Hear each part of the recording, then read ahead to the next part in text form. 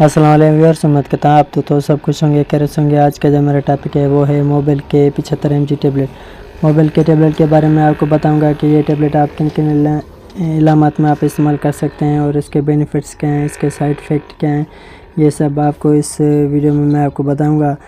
اگر آپ میرے چینل پر نئے ہیں تو شیویکا میڈیسن کو سبسکرائب کریں، ویڈیو کو شیئر کریں اور ویڈیو کو لائک کریں، ساتھ میں بیل آئیکن پریس کریں تاکہ نئے آنے والی ویڈیو آپ تک پہنچ سکے۔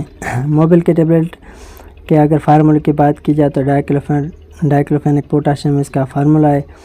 اگر اس کے گرام کی بات کی جائے تو 75 mg اس کا گرام ہے۔ اگر اس کے کمپنی کی بات کی جائے تو ڈیویس فارما اس کو بنا رہی ہے۔ اگر اس کے پرائز کی بات کی جائے تو 153 کا پیکٹ ہے۔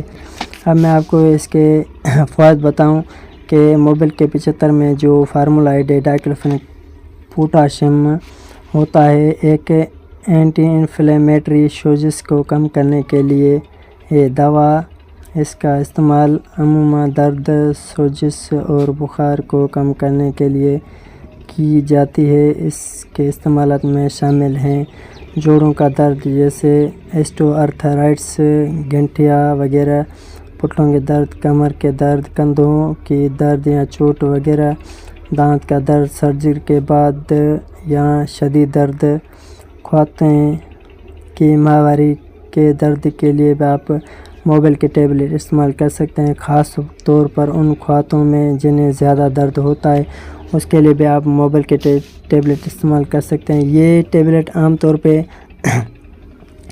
جوڑوں کا درد ہو، پٹھوں کا درد ہو، کمر کا درد، کندھوں کا درد یا چوٹ وغیرہ ہو، اس کے لیے آپ استعمال کر سکتے ہیں۔ دانت کا درد ہو یا مسوڑوں میں درد ہو یا سر درد ہو یا ٹانگوں میں درد ہو، اسی کے لیے آپ استعمال کر سکتے ہیں۔ موبائل کے ٹیبلٹ کے ایک بہت ہی اچھی پروڈکٹ ہے۔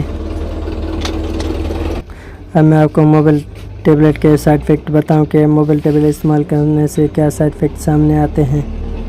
یا معدے کی جلن، گھبراہٹ یا نیند کی کمی، بعض مریضوں کو بے چینی یا نیند نہ آنے کی شکایت ہو سکتی ہے۔ بلڈ پریشر، اس دوا کے استعمال سے بلڈ پریشر میں اضافہ ہو سکتا ہے۔ جلد پر رد عمل، کچھ لوگوں کو خارش یا جلد کی سوزش ہو سکتی ہے۔ اگر آپ کو میری ویڈیو اچھی لگے تو میری ویڈیو کو لائک کریں، شیئر کریں، ساتھ میں بیل آئیکن کو پریس کریں اور چینل کو سبسکرائب کریں۔ اللہ حافظ۔